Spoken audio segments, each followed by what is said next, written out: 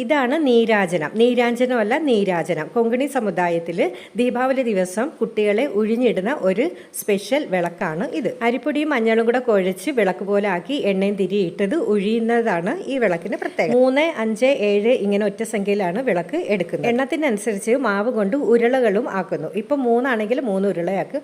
ആദ്യമേ ഉരുള വെച്ച് രണ്ടുപേരെ ഉഴിയുന്നു പ്രത്യേകമായിട്ട്. പിന്നെ വിളക്ക് ഒരുമിച്ച് ഉഴിഞ്ഞിടുന്നു. ദൃഷ്ടിദോഷം, കണ്ണേറ് അങ്ങനെയൊക്കെ പോകാൻ വേണ്ടിയാണ്. ദീപാവലി ദിവസം എണ്ണ തേച്ച് കുളിച്ച് പുതിയ വസ്ത്രങ്ങളൊക്കെ ഇട്ടതിന് ശേഷമാണ് ഇങ്ങനത്തെ ഒരു ചടങ്ങ് നടത്തുന്നത്. അത് കഴിഞ്ഞിട്ട് സ്വീറ്റ്സ് കൊടുക്കും. സ്വീറ്റ്സ് കൊടുത്തപ്പോൾ അവിടെ രണ്ടുപേരും കൂടെ ഭയങ്കര മത്സരമാണ്. എന്നെ ജഡ്ജസ് ആയിട്ട് ഇരിക്കാവുന്നത്. പിന്നെ എനിക്കതല്ലേ ജോലി, ഞാൻ അങ്ങോട്ട് അടുക്കളയിൽ അല്ലെ പിന്നെ ഞാൻ രാമനാഥനെ വിളിക്കേണ്ടി വരും എനിക്ക് സ്വീറ്റ്സ് തരാൻ വേണ്ടി. ഊണൊരുക്കിക്കൊണ്ടിരിക്കുമ്പോഴാണ് തേജു കടയിൽ നിന്ന് വന്നത്.